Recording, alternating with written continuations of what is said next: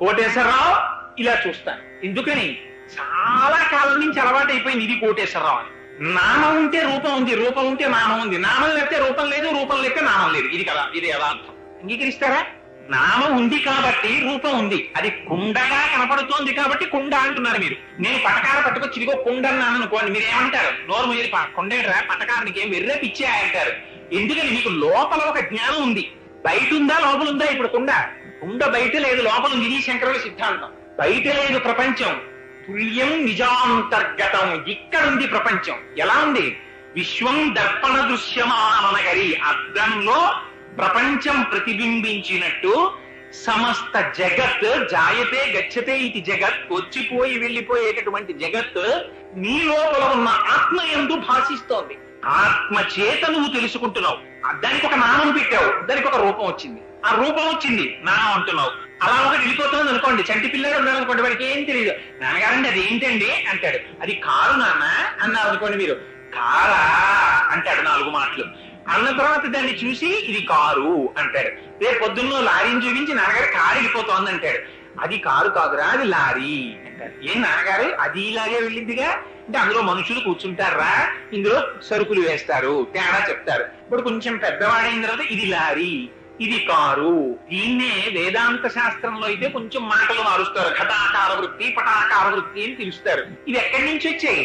ఇక్కడ ఉన్నాయి లోపల ఈ వృత్తులన్నీ. మిగిలిన వాటికి వేటికి జ్ఞానం లేదు. ఇవేం చెప్పవు. మీరు చాలా జాగ్రత్తగా గమనించాలి దక్షిణామూర్తి స్తోత్రాన్ని. ఈ కన్ను ఉంది, ఈ కన్నుకి చూడడం ఒకటే దాని లక్షణం అంతే. కన్ను ఇండిపెండెంట్ యాక్టింగ్ కంటికి ఉండదు. ఇది చూస్తుంది, ఇలా చూస్తుంది. ఆవిడ అనురాధ గారు ఓసారి చూస్తుంది, ఇలా చూస్తే అస్తమాన ఆవిడ అనురాధ గారు లోపలికి వెళ్ళిపోతుండదు. చూడడం కంటికి ధర్మం, చూసి విడిచిపెట్టేస్తుంది. ఆవిడ యొక్క ప్రతిబింబం వచ్చి కంటి మీద పడుతుంది. ఈ కంటి మీద పడినటువంటి ప్రతిబింబాన్ని వెనకాతలో ఉండేటటువంటి మనస్సు ఇంతకు ముందు అనురాధగారం అనబడేటటువంటి వ్యక్తి చేత తనకి ఉన్నటువంటి పరిచయాన్ని పురస్కరించుకుని అనురాధగారం అనబడేటటువంటి నామము చేత గుర్తిస్తుంది. ఇంతమంది స్త్రీలలో అందరి పేర్లు నాకు తెలుసా? నాకు ఇంతకు ముందు ఎవరితో కొంత పరిచయం ఉందో వాళ్ళ పేరు మనస్సు ఎందు ముద్రమైంది కాబట్టి అది తెలుసు. మనస్సు స్వతంత్రంగా వ్యవహరించగలదా? ఈ మనస్సు మీద మళ్ళీ ఆత్మ యొక్క ఫోకస్ వచ్చి పడుతూ ఉంటుంది. పడితే మనస్సు పనిచేస్తుంది. మళ్ళీ మనస్సు నుంచి ఫోకస్ వచ్చి కంటి మీద పడితే కన్ను పనిచేస్తూ ఉంటుంది. వీటన్నిటికీ వెనకాల నుండి తెలుసుకుంటున్నది ఇది ఆత్మ. అది మారుతుందా? అది మారదు. అది ఎప్పుడూ అలాగే ఉంటుంది. దానికి పేరుందా? దానికి పేరు లేదు. అది సర్వవ్యాపకం. అది అంతటా నిండి నిగుడీకృతం అయిపోయింది. ఉన్నది అదొక్కటే, అది తప్ప ఇంకొకటి లేదు. మరి అది తప్ప ఇంకొకటి లేకపోతే జగత్ ఎలా కనబడుతోంది? అదేంటండి ఏమంటున్నారు?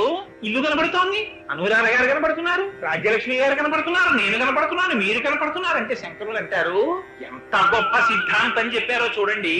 అబ్బాయి నువ్వు అనుభవం గురించి కదా మాట్లాడుతున్నావు, నాకు ఈ అనుభవం ఉందండి, నేను చూశానండి అని కదా అంటున్నావు.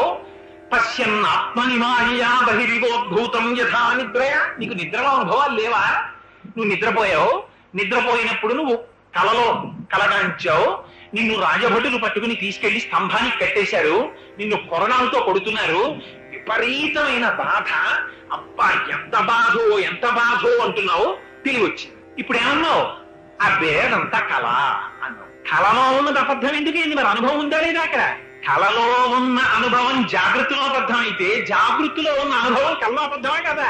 ఇక్కడ మీరు చూస్తున్నటువంటి ఈ ప్రపంచం అంతా కళ్ళలో లేదు. కళలోకి వెళ్ళేటప్పటికీ ఇవన్నీ పోయి కొత్తది వస్తోంది. అక్కడ దాంతో తాదాత్మ్యం చెందుతోంది మనస్సు. జాగృతిలో దీంతో అనుభవం చెందుతోంది. కాబట్టి ఇది ఏది సత్యం కాదు కాబట్టి దీంతో ఇలా అనుభవం చెందుతున్నావు. ఇది ఒక ఫాల్స్ ఇంప్రెషన్. దీన్ని ఇంగ్లీష్ లో సూపర్ ఇంపోజిషన్ అంటారు. ఇది ఎందుకు వచ్చింది ఈ జగద్భావన అంటే బ్రహ్మమునందు జగత్తుని భ్రాంతి చేత చూస్తున్నాం. ఉన్నది బ్రహ్మం ఒక్కటే ఉంది. కొంచెం ఆ తాడు కదిలింది అనుకోండి, పాము యొక్క కదలికలాగే అనిపిస్తోంది అని మెల్లిమెల్లిగా అడుగులు వెనక్కేస్తాడు. ఎప్పుడు పోతుంది ఈ భ్రాంతి? పాము భయంతో అడిగిపోయి ఇంకా ఇంకా ఇంకా ఇంకా జ్ఞానంలోకి వెళ్ళిపోతూ ఉంటాడు. అప్పుడు మార్చగలిగింది ఏమిటి? ఏది మార్చదు తన అభిప్రాయాన్ని. ఏది మారుస్తుంది? ఒక్క దీపమే మారుస్తుంది. ఒక దీపం పట్టుకొచ్చాడు అనుకోండి, పావుందా? పాము తళ్ళుకుందా? పాము పడగుందా? లేకపోతే పాముకి విషం ఉందా? ఇవేమైనా ఉన్నాయా? అన్ని పోయాయి. ఏముంది? ఉన్నతాడే ఉంది. జ్ఞానము చేత చూస్తే అంతర్బహిష్ట తత్సర్వం వ్యాప్య నారాయణ స్థిత, అంతటా ఉన్నది బ్రహ్మమే ఉంది. ఈ బ్రహ్మము మీద మీరు జగత్తుని సూపర్ ఇంపోజ్ చేస్తున్నారు. పావు మీద తాడుని చూపించినట్టు, సముద్రము మీద బుడగని చూపించినట్టు మీరు మట్టి, ఒక్కటే మట్టి ఉంది, ఆ మట్టే కుండవుతోంది, ఆ మట్టే మూకుడవుతోంది, ఆ మట్టే అట్లకాడవుతోంది, ఇన్ని అవుతోంది. ఉన్నది ఒకటే పదార్థం, దానికి మీరు రూపం ఇస్తే నామం వస్తోంది, నామం ఇస్తే రూపం వస్తోంది, నామం పోతే రూపం పోతోంది, రూపం పోతే నామం పోతోంది, రెండూ పోతే తన సహజ స్థితిలోకి వెళ్ళిపోతుంది. అందుకని ఉన్నది బ్రహ్మం ఒక్కటే. ఉన్న బ్రహ్మమును నువ్వు 3 స్థితిలలో చూస్తున్నావు. ఏమిటవి? ఒకటి స్వప్నము, జాగ్రత్త, సుషుప్తి. ఈ 3 అజ్ఞానమే. ఇది శంకరాచార్యుల వారి ప్రతిపాదన. దక్షిణామూర్తి. అందుకే మిగిలినవన్నీ వేరు. దక్షిణామూర్తి స్తోత్రం వేరు. ఆ మహానుభావుడు దత్తాత్రేయులు వారు చెప్పేశారు, దక్షిణామూర్తి స్తోత్రం అంటే ఏమిటండి అని అడిగి వాడు వెళ్ళి అక్కడ కూర్చుని విన్నాడు అంటే వాడు కొన్ని కోట్ల కోట్ల కోట్ల జన్మలు అయిపోయిన తరువాత అప్పుడు పుంసాం అద్వైత వాసన. ఏమిటండి అద్వైతం అంటే ఏమిటి, దక్షిణామూర్తి స్తోత్రం అంటే ఏమిటండి అని వచ్చి వింటాడ్రా. అప్పటి వరకు వినడు. అలా వినకపోయాడంటే కారణం వాడికి ఇంకా భగవంతుని యొక్క కటాక్షం కలగలేదు. వాడి జోలికి నువ్వు వెళ్ళి విమర్శించకు అని చెప్పేశారు దత్తాత్రేయులు వారు. అందుకని పచ్చి యథార్థాల్ని ఆవిష్కరిస్తున్నారు. ఉన్నది ఒకడే జీవుడు. ఈ జీవుడికి 3 అవస్థలు ఉన్నాయి. ఏమిటి అవస్థలు? ఒకటి జాగ్రత్త. జాగృతిలో ఏం చేస్తుంటాడు? ఈ లోకం అంతటితో తాదాత్మ్యత చెందుతాడు. రమణ మహర్షి అద్భుతమైన విషయం చెప్పేవారండి. నేను పొద్దున్నే లేచి మా ఆవిడ క్యారేజీ కట్టిచ్చేస్తున్నా, ఆ బ్యాగ్ బోర్డు పట్టుకుని గబగబా స్కూటర్ కేసుకుని దాన్ని పట్టుకెళ్ళి ఎక్కడో పెట్టి ఆ స్కూటర్ ని ఆ బ్యాగ్ పెట్టుకుని ప్యాసింజర్ ఎక్కి సామర్లకోటలో దిగి ఈస్ట్ కోస్ట్ ఎక్కి నిడదవోలులో దిగి ఆటో ఎక్కి ఆఫీస్కి వెళ్తాను. ఎందుకు వెళ్ళడం? సాయంకాలం ఇంటికి వచ్చేయడానికి. యథార్థమా కాదా? ఎందుకు ఎక్కడికైనా వెళ్ళడం? మళ్ళీ ఇంటికి వచ్చేయడానికి. వాడు లండన్ వెళ్ళిపోయాడు, అల్జీరియా వెళ్ళిపోయాడు, అమెరికా వెళ్ళిపోయాడు. ఎందుకు వెళ్ళిపోయాడు? ఇంటికి వచ్చేయడానికి. ఎక్కడికైనా ఏం చేస్తాడు? వాడి పరమ ప్రయోజనం తిరిగి ఇంటికి వచ్చి వేయుట. అంతేగాని అమ్మాయి వెళ్ళిపోయాను నిడదవోల్ అని వెళ్ళిపోతానేంటి నేను. సాయంకాలం అయ్యేటప్పుడు మళ్ళీ ఆటో ఎక్కి నిడదవోలు వచ్చి శేషాద్రి ఎక్కి కాకినాడలో దిగి స్కూటర్ ఎక్కి ఇంటికి వచ్చి అమ్మయ్య అంటాను. ఆఫీస్కి వెళ్ళినప్పుడు అమ్మయ్య అనను. ఇంటికి వస్తేనే అంటాను. ఎందుకని అది నా స్వస్థానం. అంటే నేను పని దొంగ కింద నన్ను లెక్క కట్టి అనుకోకండి మహాప్రభు, నేను ఒక ఉదాహరణకి చెప్పానంతే. ఇది ఎందుకనో తెలుసా అండి, ఇంద్రియాలు కూడా అంతే. తమకు కాని స్థానము నుంచి తాము బయలుదేరుతాయి. ఇది రమణులు చెప్పిన ఉదాహరణ, నా సొంతం కాదు. ఇంద్రియాలు, కన్ను ఆత్మ నుంచి విడివడుతుంది, విడివడి బయలుదేరుతుంది. పొద్దున్నే ఇంద్రియాలు చేసే పనేది. చెవు బయలుదేరుతుంది, ముక్కు బయలుదేరుతుంది, నాలుక బయలుదేరుతుంది, స్పర్శేంద్రియం బయలుదేరుతుంది. ఊళ్ళో ఉన్న వ్యవహారాలన్నీ చక్కబెడతాయి. చక్కబెట్టి అలిసిపోతాయి. సాయంకాలం వీడి ఇంటికి వచ్చేసినట్టే అవి కూడా మెల్లగా వెనక్కి వెళ్ళిపోతాయి.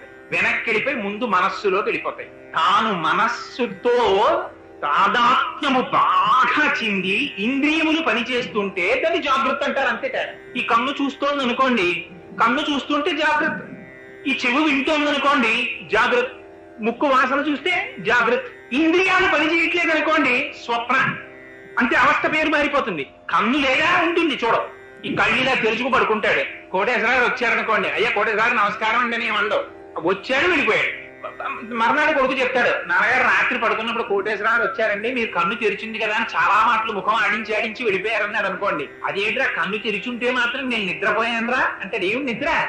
ఇంద్రియములో కంటి లోపల చూడడం అనబడేటటువంటి ఇంద్రియములకు కలిగిన శక్తి కంటి నుంచి విడివడి వెనక్కి తిరిగి మనస్సులోకి చేరిపోయింది. చెవు ఇంతవరకు తాను వింటున్నానని చెవి లోపల ఉండేటటువంటి వినగలిగిన శక్తి చెవి నుంచి విడివడి మనస్సులోకి వెళ్ళిపోయింది. అలా ఇంద్రియములలో ఉన్న శక్తి అంతా మనస్సులోకి ట్రాన్స్మిట్ అయిపోయింది. మనస్సు ఇంకా తెలివిగా ఉంటుంది. అందుకని ఇది సృష్టి చేస్తుంది. ఎందుకని జాగృతిలో వీడు కొన్ని చూశాడు, వాటిని వీడికి అనుభవించాలని కోరిక. వీడికి ఒక పెద్ద కోరిక, జన్మభూమికి నిడదవోలు హాల్ట్ ఇస్తే బాగుంది, 8ంటికి ఎక్కి 10ంటికి దిగిపోవచ్చు. ఆ నిద్దట్లో వీడికి అనిపిస్తుంది, జన్మభూమికి పుష్కరాల సందర్భంగా హాల్ట్ ఇచ్చేశారు. అమ్మయ్య, పొద్దున్నే లేచి హడావిడి లేదు, ప్రశాంతంగా క్యారేజీ పట్టుకుని హాయిగా 8ంటికి వెళ్ళినట్టు, జన్మభూమి ఎక్కినట్టు, సింగిల్ రన్ లో రాజమండ్రి దాటేటప్పటికి నిడదవోల్లో దిగినట్టు, ఎంత అదృష్టం అనుకున్నట్టు అనుకుంటాడు. ఇవన్నీ ఏంటి, ఇంకా మనస్సు లేచుంది. అందుకని తనకి తీరని కోరికలనో తీరిన కోరికలనో మళ్ళీ అనుభవిస్తూ ఉంటుంది సృష్టి చేసి. కాసేపటికి ఇది కూడా అలిసిపోతుంది. ఇంద్రియాలని పట్టుకుని మనస్సు ఇంకొంచెం వెనక్కడు చేసి ఆత్మలోకి వెళ్ళిపోతుంది. ఇప్పుడు ఎవరున్నారు? ఆత్మ ఒక్కటే ఉంది. దీన్ని సుషుప్తి అంటారు. ఈ సుషుప్తి పూర్ణమైన జ్ఞానం. ఇక్కడ ఎవరున్నారు? ఇంద్రియాలు లేవు, మనస్సా లేదు, ఆత్మ ఒక్కటే ఉంది. శరీరం అలా పడుద్ది. లేచాడు మళ్ళీ కాసేపటికి. లేచి ఏమంటాడు? ఎంత హాయిగా నిద్ర పట్టిందో అని అంటాడు. ఎవడా హాయిని అనుభవించిన వాడు? ఎరా అంత హాయిగా నిద్ర పట్టింది అంటున్నావు కదా, ఎవడురా ఆ హాయిని అనుభవించిన వాడు అని మీరు అడిగాడు అనుకోండి. ఎవరో చూపించగలడా? ఎవరో చెప్పగలడా? తను ఎంతసేపు ఆ సుఖం అనుభవించాడో చెప్పగలడా? ఆ సుఖం మనకు అర్థం ఏమిటో చెప్పగలరా? ఏది సుఖం? అన్నింటికన్నా సుఖం ఏమిటో తెలుసండి? నిద్రలోకి వెళ్ళిపోయినంత సుఖం ఇంకోటి లేదు. అందుకే రైల్లో నిద్రపోతారు, నిలబడి నిద్రపోతారు, కూర్చుని నిద్రపోతారు, పురాణంలో నిద్రపోతారు, ఆఫీసులో నిద్రపోతారు, ఎక్కడా నిద్రపోతారు. ఎందుకని? తాను లేకపోవడమే నిద్ర. ఇంద్రియాలున్నంతసేపు అల్లరి, మనస్సు ఉన్నంతసేపు అల్లరి. మనస్సు లేదు, ఇంద్రియాలు లేవనుకోండి, ఒక్క ఆత్మ ఒక్కటే ఉండిపోయింది అనుకోండి. ఆత్మగా ఉన్నాడని తనకి తెలియదు. తనకి తెలిస్తే జ్ఞానం తుర్యంలో వెళ్ళిపోయినట్టు. తనకి తెలియదు కానీ స్థితిలో అనుభవిస్తున్నాడు. పూర్ణ జ్ఞానం అంతే సుషుప్తి. అది ఎంత హాయో! ఎంత ఎవడైనా గాఢ నిద్రపట్టి ఎంత బాధపడ్డానంటారన్నా నుండి చూపించండి నాకు. ఎవడంటా మాట? ఎంత ఆనందంగా ఉందండి, నిద్ర పట్టేసింది. దిక్కుమాలింది రాజమండ్రి వరగానే నిద్ర పట్టేసిందండి, మళ్ళీ వచ్చేప్పుడు సాలకోట వచ్చేసింది, రోజు తిరిగే ప్రయాణం చూడక్కర్లేకుండా పోయిందండి అంటాడు. ఇవిట గాఢ నిద్ర. గాఢ నిద్రలో ఇంద్రియాలు లేవు. అవి ఉంటే అది చూడు ఇది చూడు అని చూస్తుంటే మనసు అల్లకల్లోలం చేస్తుంది. సంకల్ప వికల్ప సంఘాతం. అది ఆలోచిస్తుంది, ఇది ఆలోచిస్తుంది, అటు పరిగెత్తిస్తుంది, ఇటు పరిగెత్తిస్తుంది. ఇవేమీ లేవు. తనెవరు? ఆత్మ. ఆ ఆత్మగా ఉండిపోయాడు. అలా ఉండిపోవడం తనకి తృప్తి. అందుకని ఏం చేస్తాడు?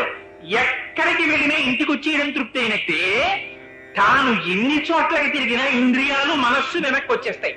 వచ్చేసి సుషుప్తిలోకి వెళ్ళిపోతాడు. అబ్బాయి, ఈ స్వప్న, ఈ జాగ్రత్త, ఈ సుషుప్తి అని 3 అవస్థల్లో మారి మారి మారి మారి నువ్వు అనుభవిస్తున్నావే, ఇవన్నీ అనుభవాలే. సుషుప్తి సుఖము అని తెలియకుండా అనుభవిస్తున్నావు. స్వప్నములో కష్టమో సుఖమో మనస్సు చేత అనుభవిస్తున్నావు. జాగృతిలో ఇంద్రియముల చేత అనుభవిస్తున్నావు. అయితే కర్మఫలం కల్లో అనుభవించచ్చా అండి అంటే కర్మఫలము ఇంద్రియముల చేత అనుభవించాలి. అందుకని ప్రారంభం జాగృతిలో అనుభవిస్తారు. అందుకని ఇన్ని రకాలుగాను 3 రకములుగా పడుతున్నటువంటి అవస్థ కూడా తాను కాని వాటి వల్ల తాను అనుభవిస్తున్నాడు. ఎందుకని? ఇంద్రియములతో తాదాత్మ్యత చెందాడు. చూస్తున్న వస్తువునందు మనస్సు నిలబడింది. ఆ మనస్సు అది వస్తే బాగుండండి, దాన్ని కోరుకుంది. అది నాదైపోతే బాగుండండి, అది రాలేదు, ఏడిచింది. అక్కడి నుంచి సుఖం దుఃఖం అన్ని ద్వంద్వాలు చూపిస్తుంటుంది. మనస్సుకున్న గొప్ప లక్షణం ఏమిటంటే అది ఎప్పుడు 2 చూపిస్తుంటుంది. ప్రతిదాన్ని అడుగుతుంది, అది దొరకపోతే ఏడుస్తుంది. ఇది ఎక్కడిదో తెలిసండి. ఈ లక్షణం సంటితనంలో స్టార్ట్ అవుతుంది. వాడికి అక్కర్లేని విషయం ఉండదు పిల్లాడి. వాడు అడిగేవి కూడా అలాంటివి అడుగుతాడు. వాడు ముట్టుకోకూడనివన్నీ వాడు అడుగుతాడు. రిమోట్ కంట్రోల్ తో ఆడుకుంటానంటాడు. తండ్రి అంటాడు, రే రిమోట్ కంట్రోల్ తో ఆట ఏంటిరా, నొక్కి నొక్కి కింద పారేస్తావు, పగిలిపోతుంది 1500. ఎక్కడ తీసుకురాను? వాడికి ఏమిటి 1500 అయితే వాడికి లెక్క ఏంటి? వాడికి దాని విలువ తెలియదు, వాడి అదృష్టం. అందుకని వాడు దాంతోనే ఇస్తావా చస్తావా ఏడుస్తాడు. పైన ఎక్కడో తండ్రి ఎవరో ఇచ్చాడు పెళ్లిలో అని చెప్పి పాపం ఎప్పటి నుంచో కాపాడుకున్న పైన ఎట్టుకుంటాడు ఓ గాజు దాంట్లో ఉన్న తాజ్ మహల్ ని. అది కిందకి దింపు ఆడుకుంటాడంటాడు. అక్కర్లేనివన్నీ కావాలంటాడు, ఇవ్వనంటే ఏడుస్తాడు. ఇది ఎక్కడ లక్షణమో తెలుసా అండి? మనస్సు యొక్క లక్షణం. ఇదే డెవలప్ అవుతుంది. డెవలప్ అయి మీకు జాగ్రత్త ఈ జగత్తులో ఉన్న ప్రతి పదార్థముతో తాదాత్మ్యత చెంది అది నాకు కావాలంటే దొరకలేదనుకోండి ఏడుపు మొదలెడి. దొరికితే ఏం సంతోషపడిపోదు, ఒక క్షణం సంతోషపడిపోయి ఇంకోటి పట్టమంటు. అదో విచిత్రం మనస్సుతోటి. అప్పటికి వైరాగ్యం చెప్తుంది, అప్ప చాలండి ఇంకొద్దంటుంది. చక్కెర పొంగల్ తినాలి ఎంత విరిగా ఉందనుకున్నావు ఈశ్వరి అన్నాను అనుకోండి. ఓ శనివారం నాడు చక్కెర పొంగల్ చేసి మా ఆవిడ విస్తట్లో వేసింది అనుకోండి. అంత తిని అడిగారు కదా 3 షేర్లు ఉండి అని తినండి అని ఇంకో గరిట వేసింది అనుకోండి, కొంచెం తింటాను. ఇంకో గరిట వేస్తే మీ అసాధ్యం కూడా కప్పు వచ్చేట్టుంది అంటాను. తినవలసిందే పీక నొక్కేస్తాను అనుకోండి, అడిగిపోతాను. దానికోసం ఉప్పు తిని చక్కెర పొంగల్ తినాలి మళ్ళీ. మరి ఏం అడిగింది కదా అంటే అప్పటికి సుఖం అప్పటికి దుఃఖం. మనస్సు దృష్టిలో శాశ్వత సుఖము లేదు, శాశ్వత దుఃఖము లేదు. ఇది జ్ఞాపకం పెట్టుకోవలసింది. ఎందుకని? మనోస్థాయిలో ఉన్నంతసేపు దుఃఖమే. సుఖము దుఃఖమునకు అభాస, దుఃఖము సుఖమునకు అభాస. 2 అడుస్తుంటాయి. 2 కాని స్థితి ఎప్పుడు? తన ఆత్మగా నిలబడినప్పుడు. అది నీ స్వరూపం. ఇవేవి నీ స్వరూపం కాదు, ఇంద్రియాలు నువ్వు కాదు. ఇది శంకరాచార్యులు వారు దక్షిణామూర్తి స్తోత్రం చెప్పేది. నానా ఛిద్రఘటోదర స్థిత మహాదీప ప్రభాభాస్వరం జ్ఞానం యస్యతు చక్షురాదికరణ ద్వారా బహిస్పందతే జానామీతి తమేవ భాంతమనుభావ్యే తత్సమస్తం జగత్ తస్మై శ్రీ గురుమూర్తయే నమజిదం శ్రీ దక్షిణామూర్తయే. ఎంత గొప్ప ఉదాహరణ అండి నిజంగా. ఒక కుండ తీసుకొచ్చి దానికి కన్నాలు పెట్టి అందులో ఒక దీపం పెడితే 9 రంధ్రములలోంచి కాంతి ప్రసరిస్తోంది. ఇప్పుడు ఆ కాంతి కుండదా దీపందా? కుండది కాదు, దీపం ఉంది కాబట్టి ప్రసరిస్తోంది. ఈ కన్ను చూస్తోంది అంటే కన్నా చూస్తున్నది. ఒక్క విషయం జాగ్రత్తగా గుర్తుపెట్టుకోవాలి. కన్ను చూస్తోందని మనం అనుకున్నది నిజమైతే కన్ను చూడనప్పుడు కన్ను చూడటం లేదని గుర్తిస్తున్నది కూడా అవుతుంది లోపల. మీరు ఈ కంటితో నేను చూస్తున్నాను, ఈ కంటితో నేను చూస్తున్నాను అంటారు. ఇవాళ నా పుట్టినరోజే ఈ చేతితో కుక్కుడికాయ పులిసిపోయి అన్నాను అనుకోండి. ఓ పక్క మీకు చక్కెర పొంగలి చెయ్యాలి, కుక్కుడికాయ పులుసు పోయాలి, పిల్లకి క్యారేజీ పెట్టాలి. సరే పక్కందరి పుసుక్కుని పోసింది అనుకోండి, కళ్ళల్లోకి దిగింది అనుకోండి. ఆ తర్వాత బయటకు వచ్చి ఆ కళ్ళు తుడుచుకుని ఏమీ కనపడక బుసులు కట్టి ఆ సంధ్యానందనం దగ్గరికి వచ్చిన ఓం కేశవాయ స్వాహ అంటే నీళ్లు పోసుకోలేడు. నానా అల్లరి పడుతున్నాడు అనుకోండి. పడుతుంటే ఈ కళ్ళు సరిగ్గా చూడలేకపోతున్నాయని గుర్తిస్తున్నది కూడా ఒకటి ఉందా లోపల? కన్ను చూసినప్పుడు కంటి చేత ఇది చూస్తున్నానని గుర్తించిన వాడు ఎలా ఉన్నాడో, కన్ను చూడనప్పుడు కన్ను చూడటం లేదని చెప్తున్నవాడు కూడా ఉన్నాడు. చెవి వినపట్టం లేదనుకోండి, ఈ చెవికి ఏదో అయింది, చెవి వినపట్టం లేదు సరిగ్గా అని చెప్తున్నవాడు కూడా లోపల ఉన్నాడు. ఈ ముక్కు వాసన తెలియట్లేదు అనుకోండి, ఈ ముక్కుతో చూసినప్పుడు తెలుసుకున్నవాడు ముక్కు చూడటం లేదని తెలుసుకున్నవాడు కూడా లోపల ఉన్నాడు. కాబట్టి ముక్కు నువ్వు కాదు, ఈ లోపల ఉన్న దీపము నువ్వు. ఇది ఆత్మ. ఇది ఏం చేస్తుంది? ఇది స్ఫురత్, ఇది జ్ఞానము, ఇది తెలుసుకుంటూ ఉంటుంది సమస్తాన్ని. ఇది ఒకనాడు ఉండేది కాదు, ఒకనాడు పోయేది కాదు, అది ఎప్పుడూ ఉంటుంది. అది ఏం చేసింది? ఇందులోకి ప్రవేశించింది. బ్యాటరీ ఏం చేసింది? టేప్ రికార్డర్ లో వేశారు, పాటలు పాడించింది. టార్చ్ లైట్ లో వేశారు, దీపం కింద వెలిగింది. కానీ అంత మాత్రం చేత బ్యాటరీ టార్చ్ లైటా, బ్యాటరీ టేప్ రికార్డరా? బ్యాటరీ రెండూ కాదు. బ్యాటరీ టేప్ రికార్డర్ చేత పాడించినది, బ్యాటరీ లైట్ ని వెలిగించినది. అలా లోపల ఉండి ఈ శరీరమును ఆత్మ ధరించినది. అది నువ్వు.